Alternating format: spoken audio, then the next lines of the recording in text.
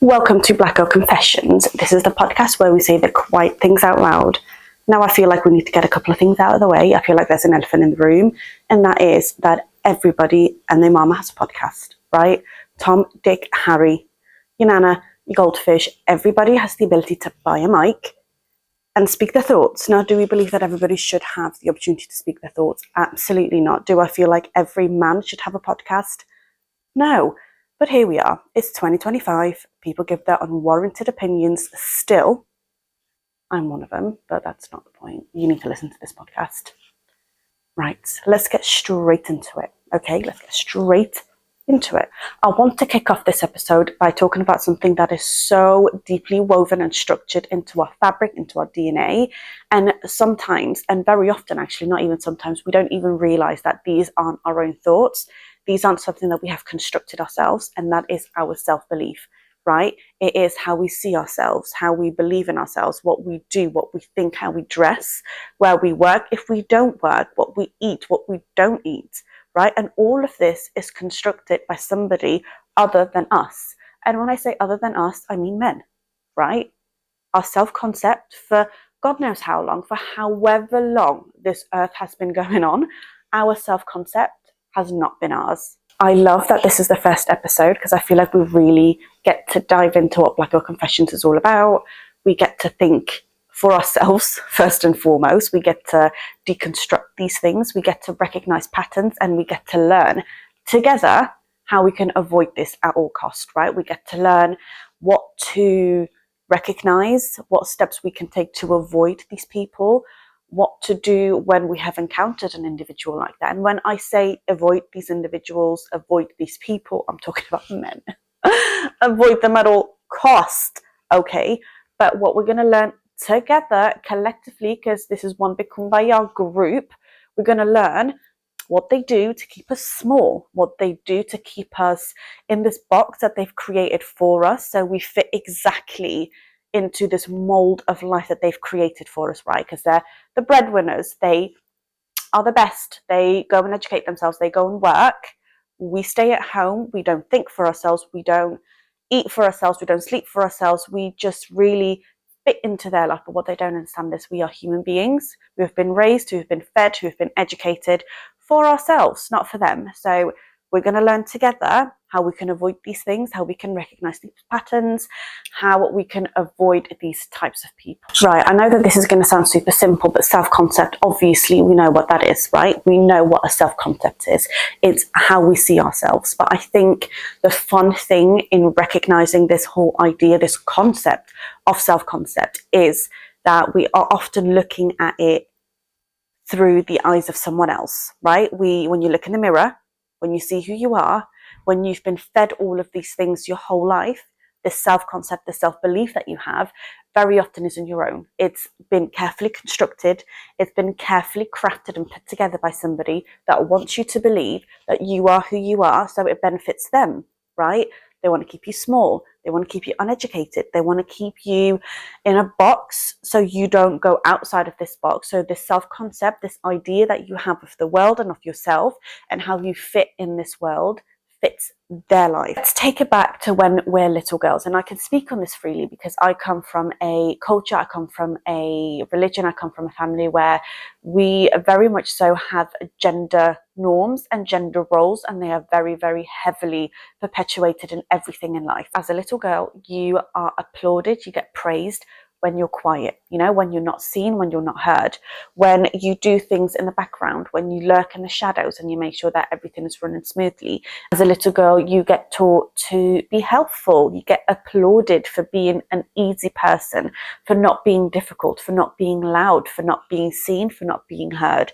These are all ideas, right? And you're being taught, you're being literally rewarded for shrinking yourself. You are being rewarded to make yourself smaller so others feel bigger. And I think it starts from a very young age, and it is something that we need to recognize. These are patterns that we need to understand.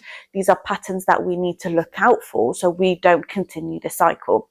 And I talk about this very often with my siblings, and I talk about this all the time with literally any woman that I see.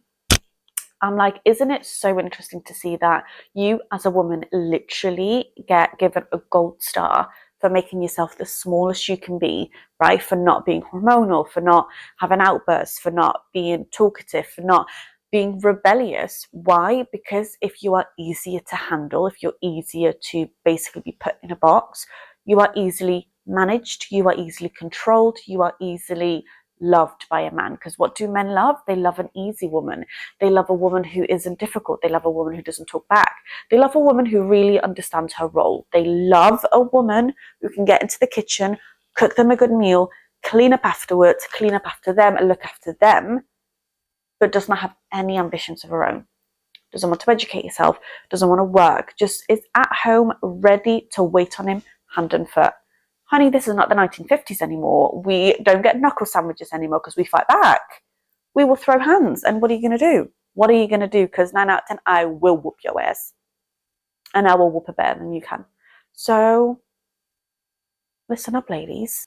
Who truly benefits from you not feeling like you are enough? Who benefits from you being silent? Who benefits from you making yourself smaller, making yourself more palatable, making sure that you're not seen? Who actually profits from the idea of you having no self-confidence in yourself whatsoever? And then ask yourself the bigger question, why do they benefit from this?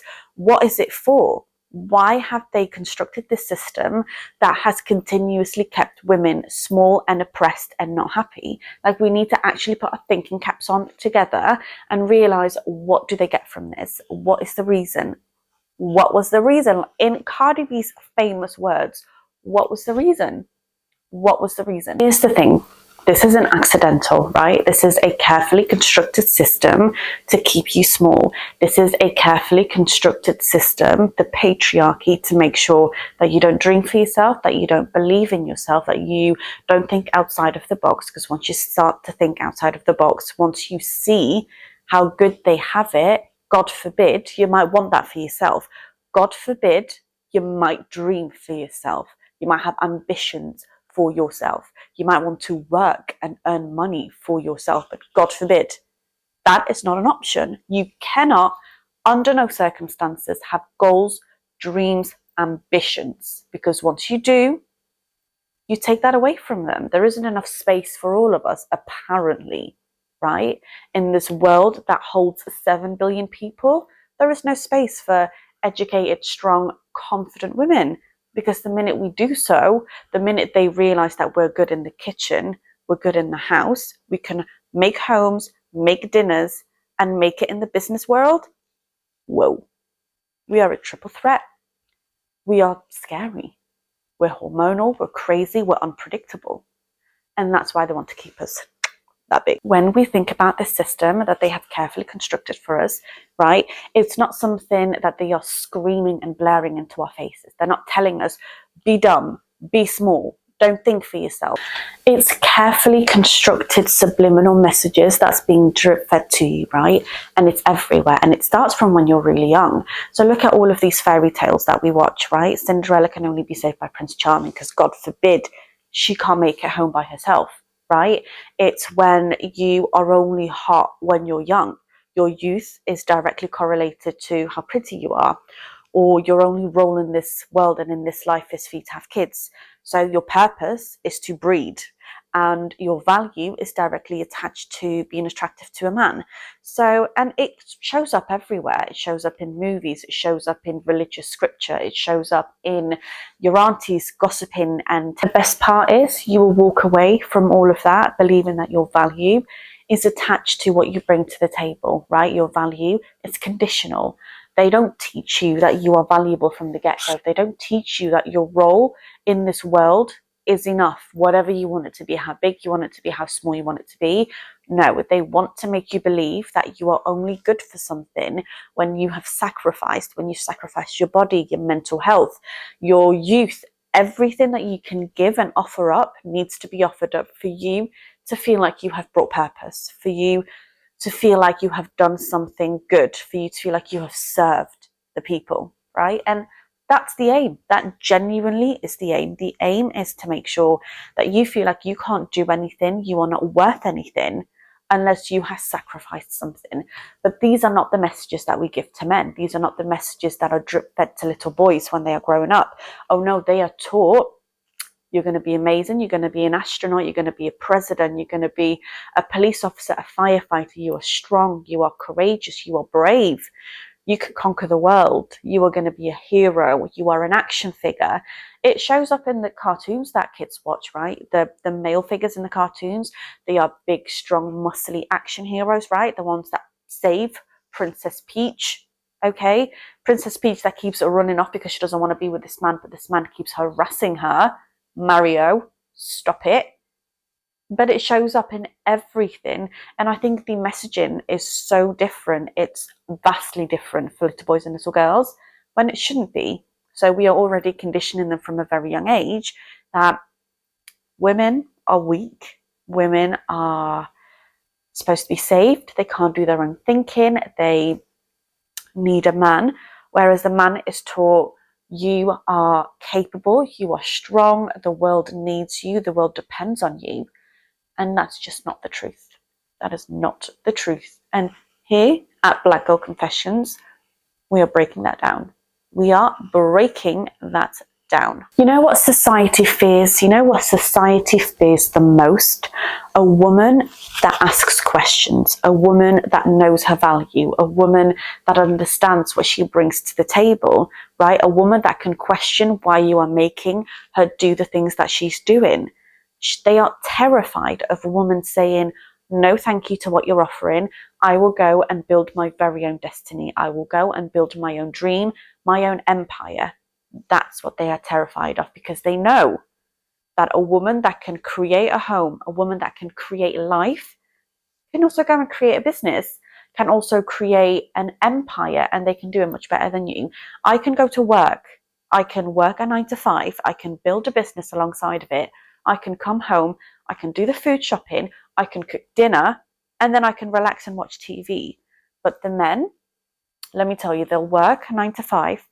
They'll come home and they are exhausted. They need a nap. They need to sleep it off. They are tired. And the great thing about this is if he takes a 4-hour nap, it's applauded. He needed to recharge. He needed the rest. He needs the energy because he's a man. God forbid if I take a 4-hour nap, what's wrong with her? Women are supposed to be strong. Women are supposed to be able to handle all of it. Why is she sleeping? You'll become the talk of the town. A woman that believes in herself is dangerous to a system that fully relies on her not believing in herself and her being silent. And I feel like we need to listen to that. A woman who believes in herself is a direct threat to the system that relies on her being silent, right? Because if we're silent and compliant, if we roll down and belly up, we are easily manipulated. I have a confession for you. There's a woman, she's 29 years old. She is educated, comes from an incredible family. She has 2 degrees, an undergrad and a master's and a postgrad. She is self-made, self-funded, works, but at every family gathering, she is asked one thing. When are you married? When are you having kids? Right? Not how are you doing? How is life? Are you thinking of starting businesses? How is work? Do you have ambitions? Do you have dreams? None of that. No accomplishment is big enough for a well done. No accomplishment is big enough for amazing. What are you doing next? What are your goals? What are we working towards next? It all boils down to, when are you getting married and when are you going to procreate? Now here's the truth. That 29-year-old is me. It's me. I am her. She is me. I have 2 degrees. I have worked my ass off. I have hustled. I have learned. I have educated myself. I am in a 9 to 5. I have started businesses. I am self-made. I have done everything that I have achieved, everything I've done is because of me. But your worth, especially in the society that we live in today, genuinely comes down to, are you married? Do you have a man? And when are you having kids? So the fact that I have 2 degrees doesn't matter. The fact that I work doesn't matter. The fact that I have managed to start businesses does not matter, because I don't have a man. I don't have a ring on my finger. I don't have kids. And I think that's the message for today. Why is my self-worth and why is my self-concept tied to a man? tied to the system that has been created to keep you down. Like, I think that's something that we all need to deconstruct. That is something that we all need to think about. And it's something that we need to break. I feel like something that we are actively working towards. It is something that is on every girl's mind. Every single person I have spoken to feels the same way, says the same things. I have read every single confession that's been sent to me. I have seen every single confession. I read every single DM. So I know that we are all in the same boat, and I feel like we're all on this journey together. But not being seen for your accomplishments, not being seen for what it is that you've achieved. Getting 2 degrees is hard. Working alongside getting a master's is incredibly difficult. Working a 9 to 5, but then also starting businesses is incredibly difficult. But then to only be sort of measured, right, and to only use metrics like husband and kids is pointless, and it does break you down. It makes you feel like you're worthless because you don't have a husband. It makes you feel like you are behind in life because you don't have kids. It makes you feel like everything that you have done so far to get to this very point does not matter because you don't have a husband and a child, right? You haven't followed the system that was created for you that many other women before you have followed, including your own mothers, your aunties, your grandmothers, right? Every single woman that's come before us has followed this exact recipe that was laid out for her.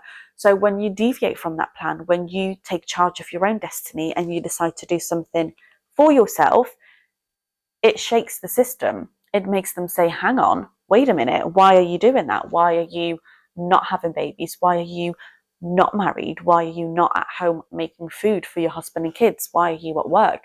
Why are you ambitious? Well, because I am. Because what you're selling, I don't want. I want what I want. I'm going to create what I want. I'm going to create an empire for myself.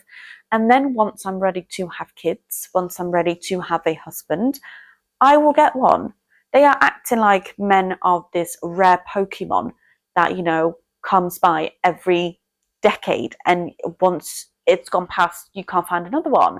No, honey, they're everywhere. There are 7 billion people in this world. Finding a husband is not going to be hard.